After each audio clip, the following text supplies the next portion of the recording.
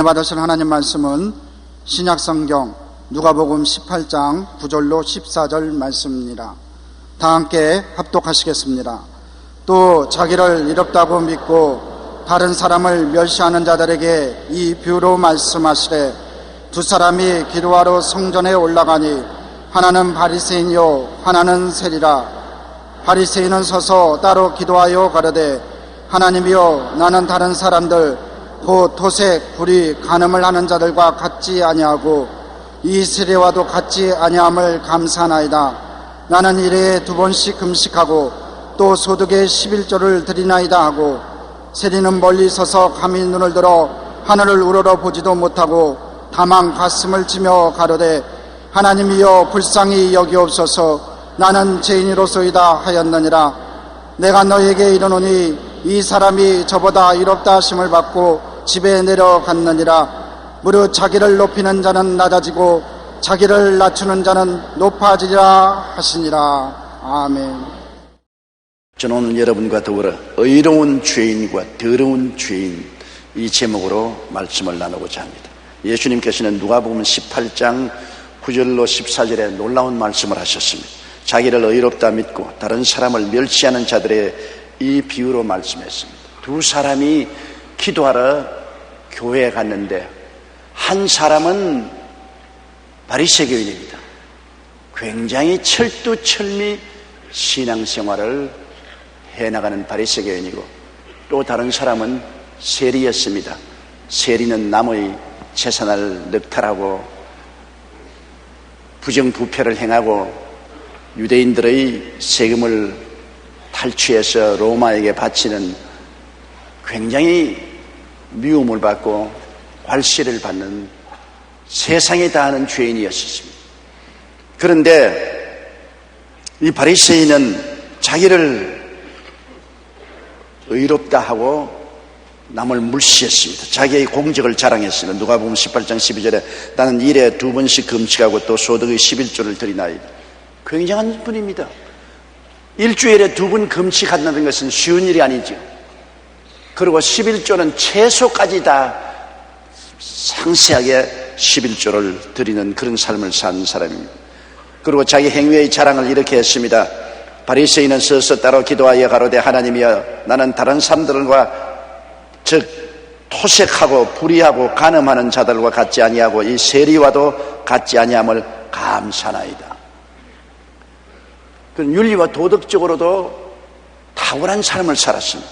스스로 자랑스럽게 말했습니다. 하나님 앞에서 나는 토색도 아니하고 불의도 아니하고 간음도 하지 않습니다. 저기 있는 저 세리와 같은 삶도 살지 않으니 감사하다고 말했습니다. 그러나 그 모든 기도 속에는 교만과 자기 우상화, 이것이 들어있었습니다. 하나님은 교만과 자기 우상화를 가장 미워합니다. 이 바리새 교인은 외면적으로 볼 때 굉장한 의인이었지만 하나님 보실 때는 아주 더러운 죄인이었습니다. 그렇기 때문에 의로운 죄인입니다. 성경에는 물은 마음이 교만한 자를 야훼께서 미워하시나니 사람의 행위가 자기 보기에는 모두 깨끗하여도 야훼는 심령을 감찰하신다고 말씀한 것입니다. 그러나 세리는 자태가 공연한 죄인이거든요. 세리는 멀리 있어서 감히 눈을 들어 하늘을 우러러보지도 못하고 다만 가슴을 치며 가로되, 하나님이여 불쌍히 여기시옵소서, 나는 죄인이로소이다 하였느니라.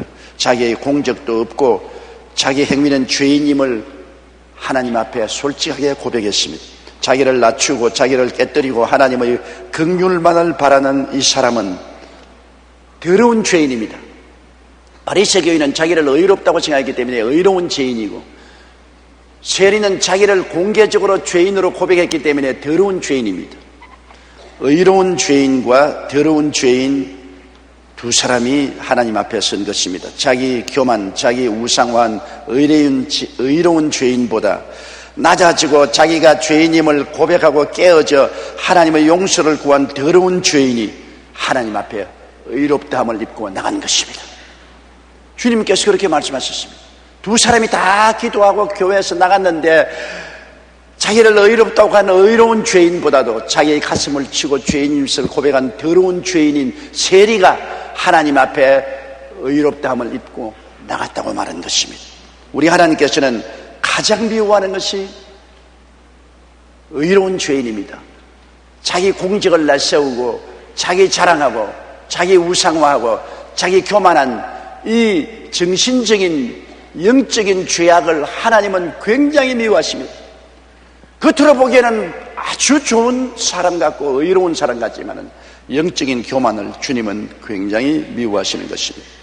우리가 성경에 보면 탕자 이야기가 있습니다. 한 사람이 두 아들을 길렀는데 그 둘째 아들이 아버지로부터 독립하여 스스로 삶의 주인이 되기를 원했습니다. 무엇 때문에 아버님이 주인이시고 우리는 그 밑에서 종처럼 살 필요가 있겠는가? 아버님을 섬기고 아버지 뜻대로 살 이유가 없다. 나도 주인으로서 스스로 독립하여 살아야 되겠다. 그래서 아버지에게 밤낮으로 자기의 상속을 달라고 간청을 했습니다. 누가복음 15장 11절로 12절에 어떤 사람이 두 아들이 있는데 그 둘째가 아비에게 말하되 아버지의 재산 중에서 내게 돌아올 분깃을 내게 주소서 하는지라 아비가 그 살림을 각각 나누어 주었다고 말한 것입니다. 이 사람은 아버지가 주인 되기를 원치 않았습니다. 아버지의 권위를 원치 않았습니다. 아버지 그림자가 비치는 것을 원치 않았기 때문에 나누어 준 재산을 다 정리해서 자기 포켓에 넣고 아버지가 영향력을 미치지 못하는 먼 나라로 가버렸습니다. 그래서 먼 나라에서 허랑방탕했습니다. 돈이 있으니까 친구들도 많고 여자들도 많이 딸랐습니다. 주지육림 속에서 허랑방탕하게 살았습니다. 사람이 허랑방탕하고 기근에 처하지 않을 사람이 있겠어요? 자원이란 끝없이 있는 것이 아닙니다. 자원을 낭비하면 결국에는 기근이 다가오는 것입니다. 우리 인생들도 지구에서 자원을 낭비하고 있습니다. 오늘 물의 자원, 공기의 자원, 자연 자원을 낭비하고 너무나 허랑방탕하게 우리 인생들이 살고 있기 때문에 얼마 있지 않아요 지구 자원이 고갈되는 기근에 처할 위험이 우리에게 있습니다. 반드시 다가올 것입니다.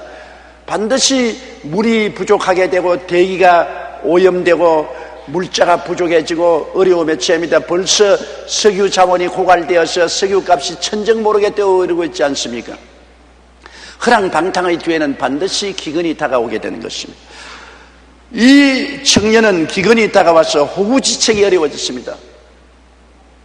밥 먹기가 어려워지니까 자기를 따르던 친구들 다 도망치고 자기를 우상화하던 여자들도 다 떠나가고 말한 것입니다. 그런 먹고 살기 위해서 도시 사람에게 직장을 구하다가 구한 직장이 농촌에 가서 돼지를 치는 일꾼이 되는 것이었습니다. 유대인들에게는 돼지 치는 일꾼은 가장 저급한 노동인 것입니다. 천한 노동인 것입니다. 그러나 먹고 살기 위해서는 별 도리가 없지요. 무능력한 독립과 주인됨의 비극인 것입니다. 아버지는 주인이 되어도 당당한 능력과 권세가 있지만은 이 사람은 권세와 능력도 없으면서 스스로 주인 되려고 한 결과로 비극에 처하게 된 것입니다. 그러나 그가 하루는 가만히 생각했습니다. 나는 비록 아버지를 배반하고 먼 나라에 와서 허랑방탕하고 음란하고 방탕에 지나여 죽게 되었으나 우리 아버지 집에는 먹을 것이 풍족한 품꾼들이 얼마나 많은고 나는 여기서 줄여 죽는데 내가 돌아가서 아버지께 회개하고 하늘과 아버지께 죄를 지었사오니 아들이라 일컬음을 받지 못하겠습니다. 나를 품꾼의 하나로 보소서. 품꾼으로 고용되더라도 먹고는 살아야 되지 않겠냐. 그가 고통의 극한에 처할 때 자기 정신이 드는 것입니다. 사람들은 그래요. 등 따쓰고 배부를 때는 자기 정신이 안 들지만은 고통스럽고 괴로우면 자기 처지를 생각하게 되고 정신이 들게 되고 정상적으로 생각하게 되는 것입니다. 그래서 이 탕자는 회개하고 귀향길에 올랐습니다. 깨어지고 항복하고 전적으로 아버지의 다스림에 의지하기로 작정한 것입니다. 누가복음 15장 18절로 19절에 내가 일어나 아버지께 가서 이르기를 아버지여 내가 하늘과 아버지께 죄를 얻었사오니 지금부터는 아버지의 아들이라 일컬음을 감당치 못하겠나이다. 나를 품꾼의 하나로 보소서. 사람이 낮아지면 살 길이 보이는 것입니다. 교만하고 오만해서 당당하여 나도 아버지처럼 주인 되겠다고 할 때는 아무런 지혜와 총명이 없었어요. 그는 아버지를 멀리 떠나 허랑방탕하다가 이제는 굶어 죽게 되니까 정신이 번쩍 들어 정상적인 생각을 하게 되는 것입니다. 70년대 한 인기 가수가 대마초를 피우다가 걸려서 감옥에 들어가게 되었습니다. 그는 감옥에서 3개월 동안 복역했는데 그곳에서 한 사형수의 전도를 받았습니다. 이 사형수가 어찌나 진지하게 복음을 전하였던지 그 태도에 감동을 받아 그는 예수님을 영접했습니다. 얼마 후 그가 형기를 마치고 출소하게 되자 사형수는 그에게 다가와 이렇게 말했습니다. 밖에 나가면 내가 세상에서 예수님을 위해 못다한 목까지 일해주세요. 이 가수는 대마초 사건으로 감옥에 들어가기 전까지는 스스로를 아주 착한 사람으로 생각했습니다. 나만 참 착한 사람 나오라 해라, 그런 소리를 했습니다. 그러나 사형수를 만나 전도를 받고 복음을 들으면서 점차 자신이 얼마나 추악한 죄인인 것을 깨달았습니다. 자신에 대해 절망한 후에야 비로소 하나님께 돌아왔던 것입니다. 그 후 그는 신학을 공부해서 현재 미국에서 목회를 하고 있습니다. 여러분, 왜 사형수가 구원받기 쉬운지 아십니까?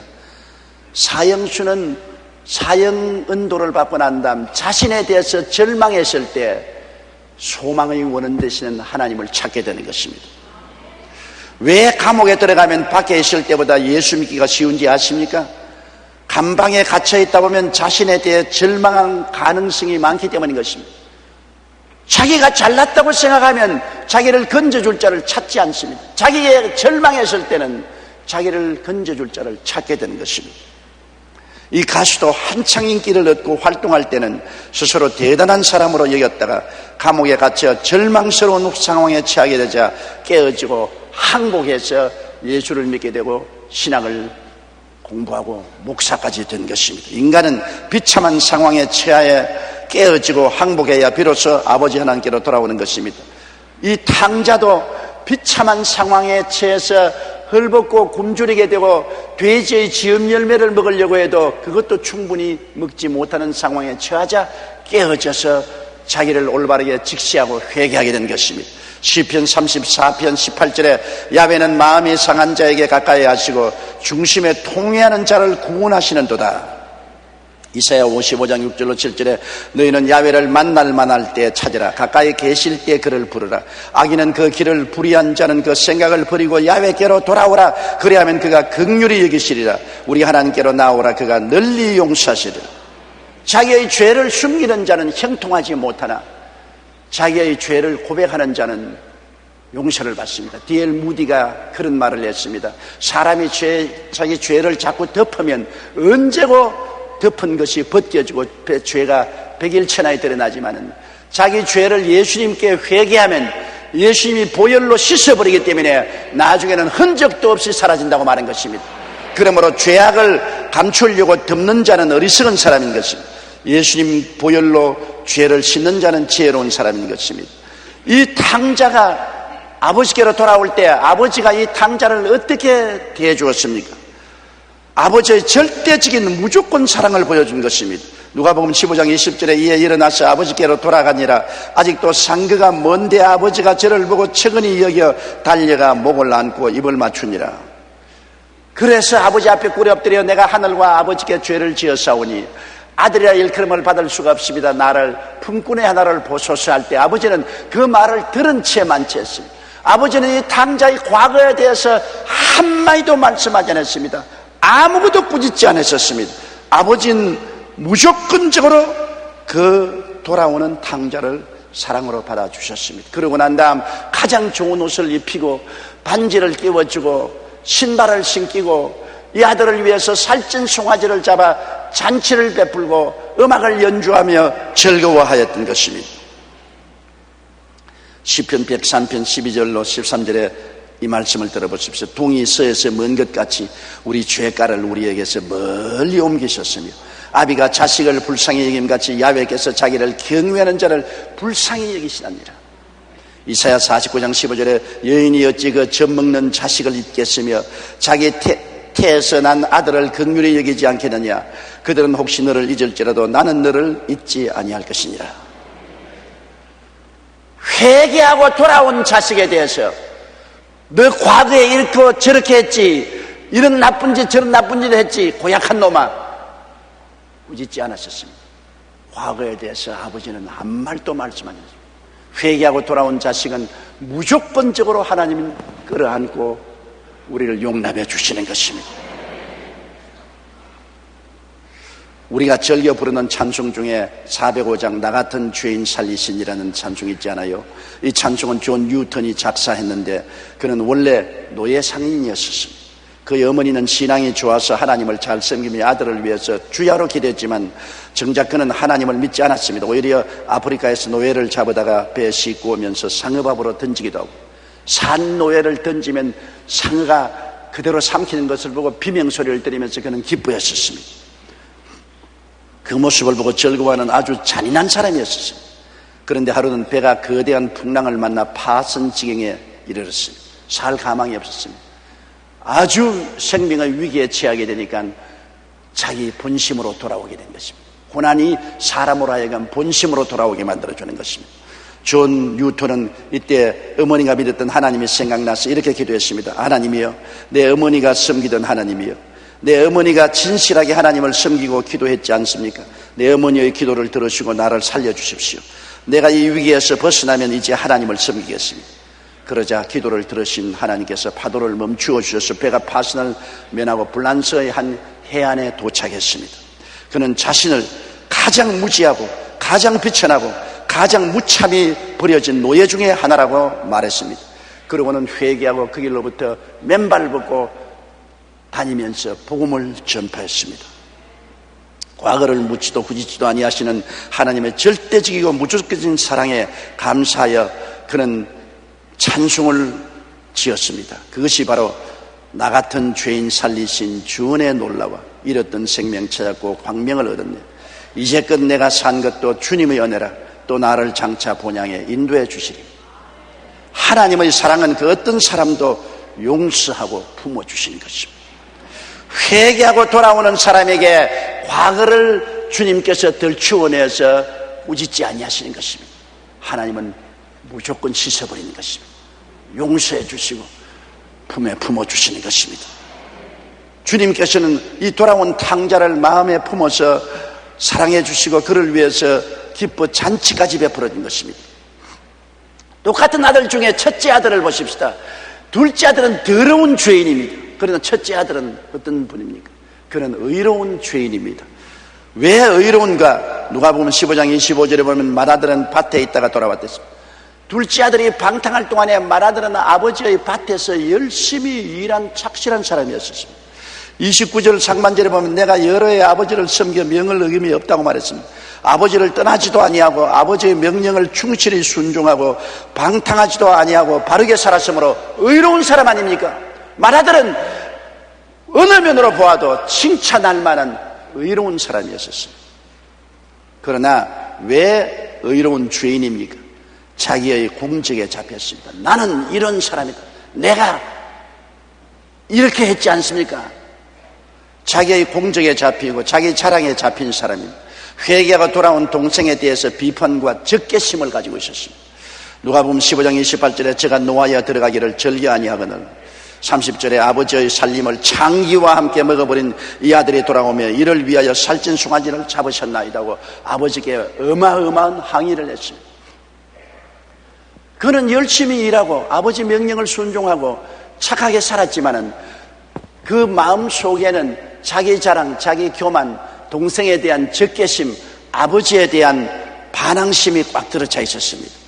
로마서 3장 20절에 그러므로 율법의 행위로 그의 앞에 의롭다 하심을 얻을 육체가 없다고 말한 것입니다. 율법의 행위를 자랑을 하면 그 율법 행위로 심판을 받기 때문에 아버지 앞에 설 사람이 없습니다. 이사야 64장 6절에 대저 우리는 다 부정한 자 같다. 우리의 의는 다 더러운 옷 같으며 우리는 다 쇠폐함의 잎사귀 같으므로 우리의 죄악이 바람같이 우리를 몰아가나요. 내가 의롭다고 자랑하지만은 하나님이 볼 때는 더러운 옷 같고 다 쇠폐한 나무 잎사귀 같다고 말하는 거죠.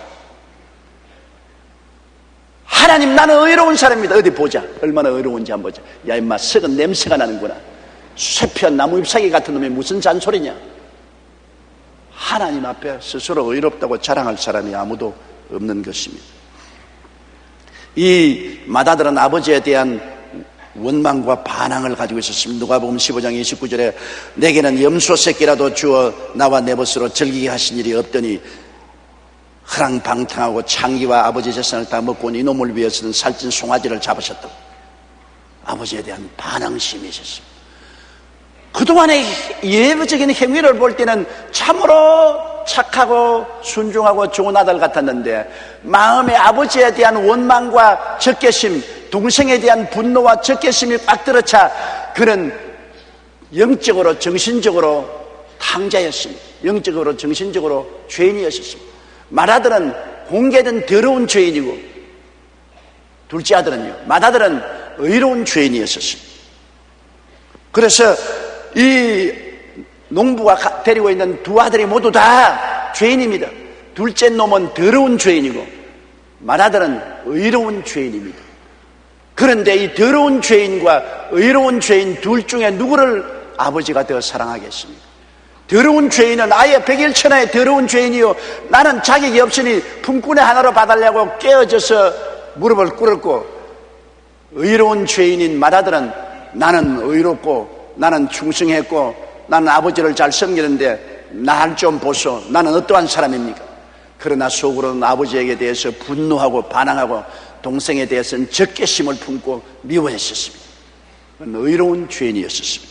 결국 아버지는 깨어져 회개하고 아버지 뜻대로 살겠다고 돌아온 더러운 죄인을 자기 자랑과 공적의 자부심을 갖고 동생에 대한 비평과 적개심을 가지며 아버지를 원망하고 반항한 첫째 아들보다 사랑해서 그를 위해서 잔치를 베풀어 주었던 것입니다.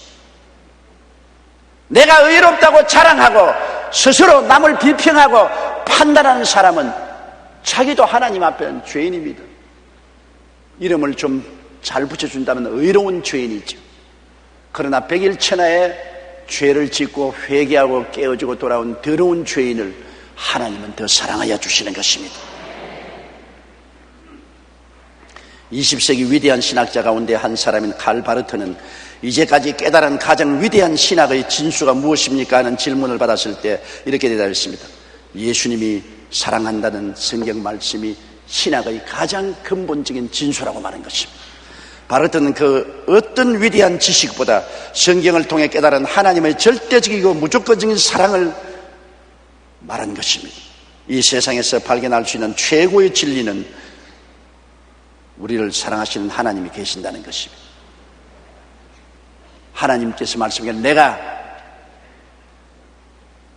자비를 원하고 제사를 원치 아니한다.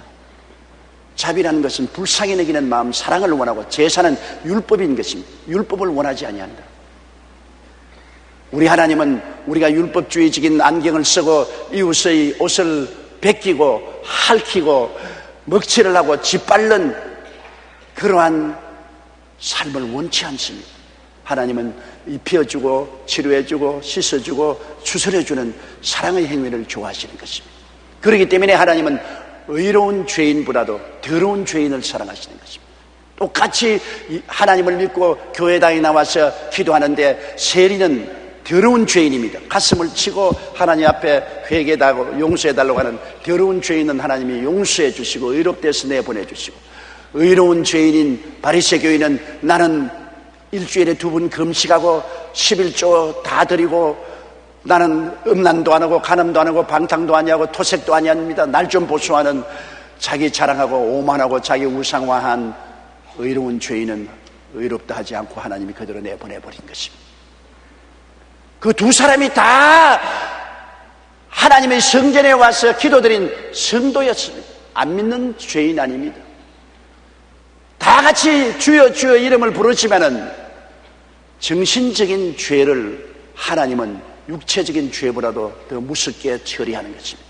내적으로 교만하고 오만하고 자기 자랑하고 이웃을 비평하고 판단한 그 죄를 백일천하에 드러난 죄를 짓고 회개하는 그 죄보다 더 미워하시는 거죠.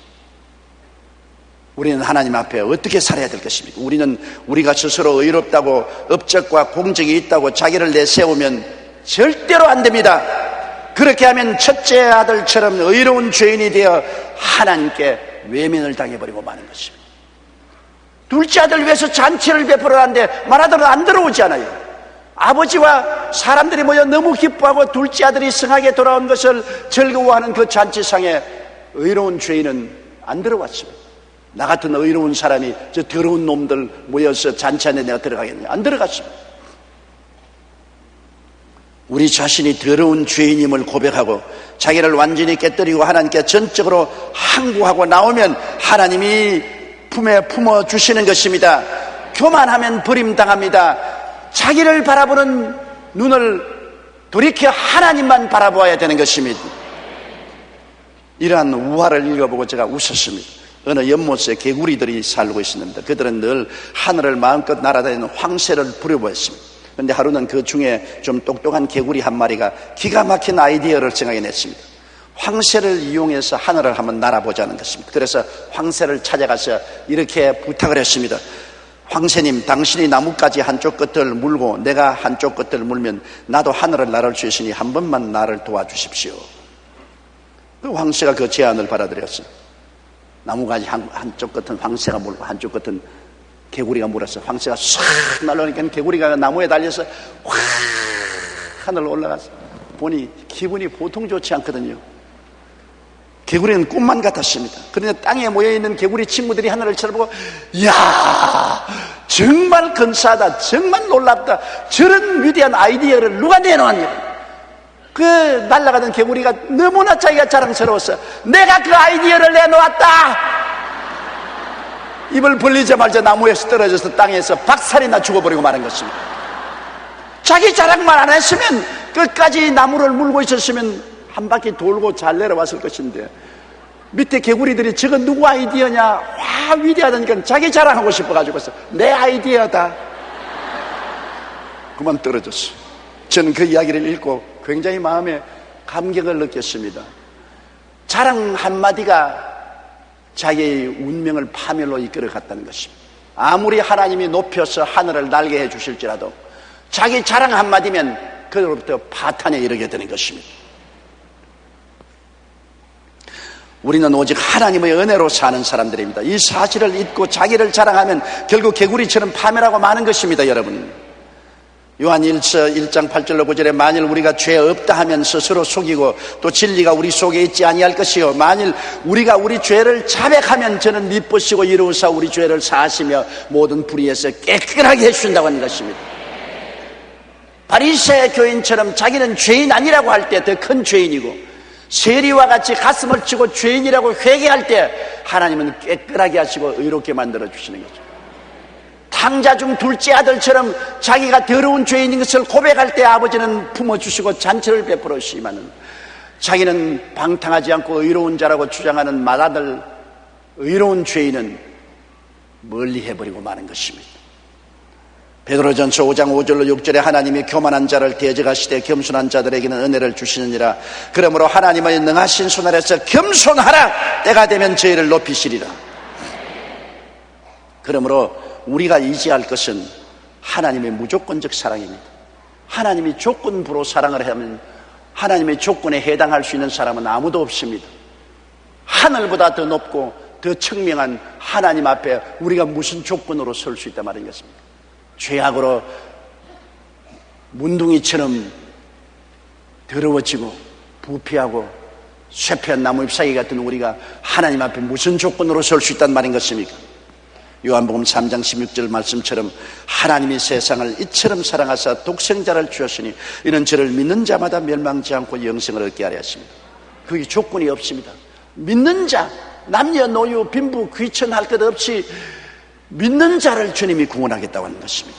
로마서 5장 8절에 우리가 아직 죄인 되었을 때 그리스도께서 우리를 위하여 죽으심으로 하나님께서 우리에 대한 자기의 사랑을 확정하시나니라. 어느 부흥 집회에서 한 흑인이 하나님의 구원하시는 은총에 대해서 간증을 했습니다. 그는 하나님께서 어떻게 자신의 마음을 움직이시고 죄의 굴레와 죄책감에서 해방시켰는가에 대하여 말했습니다. 또한 예수 그리스도께서 베푸르신 은혜에 대해서도 말했습니다. 그러나 자신이 한 행동이나 노력에 대해서는 한마디도 언급하지 않았습니다. 그러자 율법주의적인 사고방식을 가지고 있던 사회자가 그 형제에게 물었습니다. 지금 간증해 주신 형제님께서는 자신이 받은 구원에 대해서 하나님이 맡으신 역할만을 말씀해 주셨습니다. 제 경험에 비추어 보면 하나님께서 구원하시기 전에 인간이 해야 할 노력이 있습니다. 형제님, 당신의 경우는 어떻습니까? 하나님이 구원하시기까지 당신은 어떤 노력을 하셨습니까? 그러자 간증을 했던 사람이 즉각 자리에서 일어나서 이렇게 말했습니다. 아, 참, 내가 한 일에 대해서 말씀드리는 것을 깜빡 잊어버렸습니다. 30년이 넘는 세월 동안 내가 한 일은 하나님으로부터 멀리 도망쳐 다니며 죄 짓는 것밖에 없었습니다. 이것이 바로 구원에 이르기 위해 내가 노력했던 노력입니다. 그러나 하나님께서는 도망다니는 나를 끝까지 쫓아다녔고 결국 나를 구원하셨습니다. 내가 한 일은 아무것도 없이 도망친 것밖에 없습니다. 우리가 구원받기 위해 한 것은 죄 지은 것 빼고는 아무것도 없어요. 무슨 자격으로 구원받았습니까? 죄 지은 것밖에 뭐가 있습니까? 내가 하나님의 사랑과 자비를 받을 만한 자격이 있나요? 한 일 없습니다. 하나님의 무조건적인 사랑과 예수님의 은혜로 우리가 구원받은 것입니다. 조건이 붙으면 우리는 버림받을 수밖에 없습니다. 하나님은 회개하고 나오기만 하면 무조건적으로 포용하십니다. 둘째 아들이 하늘과 아버지께 죄를 지어사오니 아들의 일컬음을 받지 못하겠나이다. 나를 품꾼의 하나를 부소서 할 때 아버지는 그 말을 듣지도 아니하고 과거를 묻지도 아니하고 따지도 아니했습니다. 그냥 끌어안고 입 맞추고 좋은 옷을 입혀라, 가락지를 끼워라, 신발을 신겨라, 이 아들은 죽었다가 살아나고 이랬다가 얻었으니 잔치를 베풀어라. 조건 없습니다.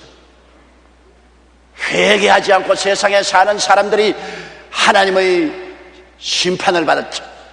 자기를 의롭다 하고 어시되면서 하나님 앞에 자랑하면 하나님의 율법의 벽에 부딪히지요. 회개하는 자에게는 무조건 하나님의 사랑이 나타나게 되는 것입니다. 회개하고 돌아오는 사람에게는 예수님의 한없으신 은혜를 받게 될 것입니다. 에베소 2장 8절로 9절에 너희가 그 은혜를 인하여 믿음으로 말미암아 구원을 얻나니 이것이 우리에게서 난 것이 아니요 하나님의 선물이라. 행위에서 난 것이 아니 누구든지 자랑치 못하게 하려 함이라. 우리가 잘 아는 성 프란시스코의 일화 중에 이런 이야기가 있습니다. 그의 제자 한 사람이 기도하는 중에 환상으로 천국을 구경했는데 그곳에 크고 작은 보좌들이 쭉 늘어 있는데 그 중에서 유달리 크고 화려한 한 보좌가 눈에 띄었습니다. 그는 천사에게 이 보좌가 누구의 것이냐고 물었습니다. 천사는 세상에서 가장 겸손한 프란시스코의 것이라고 대답했습니다. 제자는 프란시스코가 자기의 스승이지만 너무나 멋진 보좌를 보고 시샘이 났습니다. 그래서 하루는 성 프란시스코가 얼마나 겸손한 사람인지 알아보려고 선생님은 자신을 어떤 사람이라고 생각합니까? 그렇게 물었습니다. 그러자 뜻밖에도 성 프란시스코는 나는 세상에서 가장 악한 사람이지, 가장 큰 죄인이야 라고 대답했습니다. 뭐라고요? 선생님, 그것은 위선이요 거짓입니다. 세상에 얼마나 나쁜 사람이 많이 있는데 선생님께서 가장 큰 죄인이라고 말하십니까? 그것은 거짓말입니다. 그러자 성 프란시스코는 정색을 하고 다시 이렇게 말했습니다. 자네가 나를 잘 몰라서 그러네. 나는 참으로 큰 죄인이야. 만일 하나님께서 내게 베푸신 그 큰 은혜를 다른 사람에게 베푸셨다면 그들은 나보다 훨씬 훌륭한 사람들이 되었을 것일지. 오늘의 내가 있는 것은 오직 하나님의 은혜일지. 프란시스코는 철저히 자신을 하나님 앞에 낮추고 살았습니다. 그 결과 하나님께서 그를 기독교 역사상 손꼽히는 성자로 만들어 주신 것입니다. 우리가 스스로 죄인임을 고백하고 자기를 완전히 깨뜨리고 하나님 앞에 항복하고 나아가면 하나님께서 우리를 거룩하고 의롭고 사랑받는 자녀로 만들어 주시는 것입니다. 그리고 성령님의 거룩히 하는 역사밖에 없습니다. 우리 힘으로 거룩하게 되나요? 율법의 짐이 얼마나 무거운데 우리가 걸머질 수 있나요? 못 짊어집니다. 어린아이에게 배한 가마니를 걸머지라면 죽으란 말인 것입니다. 지게를 만들어주고 배한 가마니를 지게 싣고 어린아이 보고 치고 걸어가라면 갈 수가 없습니다. 율법이 우리 육신이 약해서 우리가 못합니다. 그러므로 하나님께서는 우리에게 성령을 보내주셔서 성령이 우리를 도와서 짐을 짊어지게 만들어 주시는 것입니다. 내가 너희를 고아와 같이 버려주지 않고 너희에게 오리라. 내가 아버지께 구하겠으니 또 다른 보혜사를 너희에게 주사 영원토록 너희와 함께 있게 하시니. 그 보혜사란 말이 바로 우리를 도와주는 분이란 말인 것입니다. 성령이 우리를 도와주셔서 우리가 신앙생활을 할 수 있게 만들어 주겠다는 것입니다.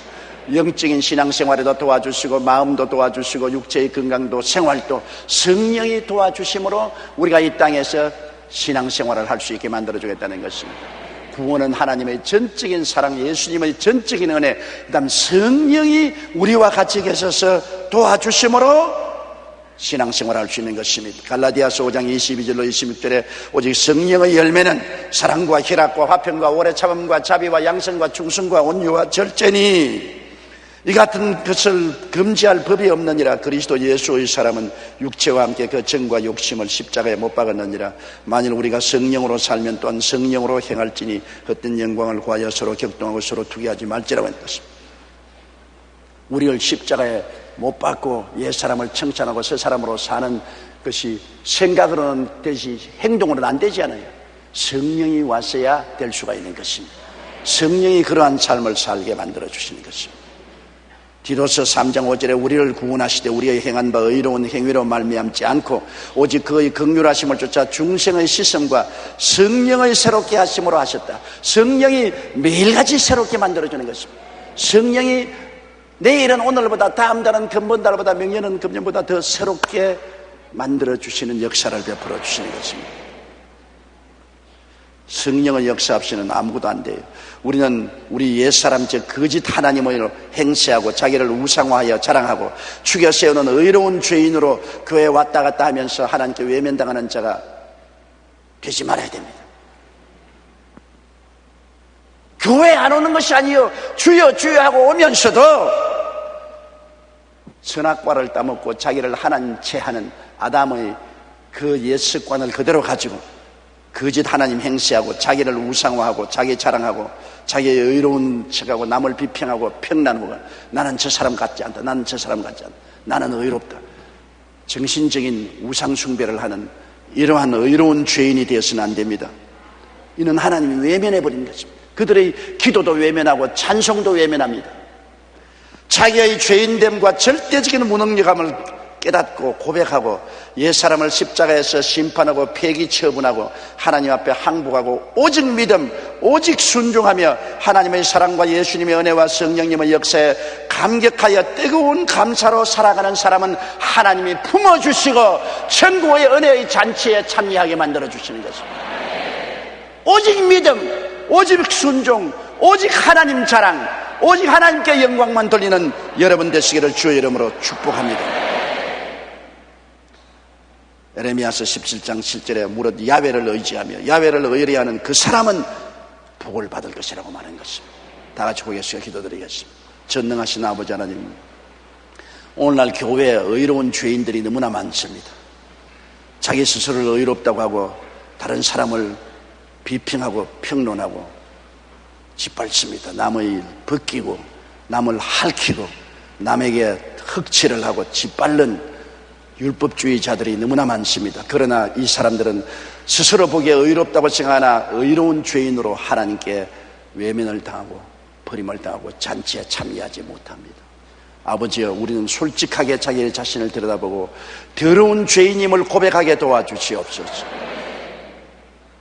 이 세리같이 둘째 아들같이 자기를 깨뜨리고 항복하고 죄인임을 고백하고 전적으로 하나님만 의지하고 순종하고 하나님으로 자랑하고 하나님을 따라가고 하나님의 영광을 위해서 사는 우리들이 되게 도와주시옵소서.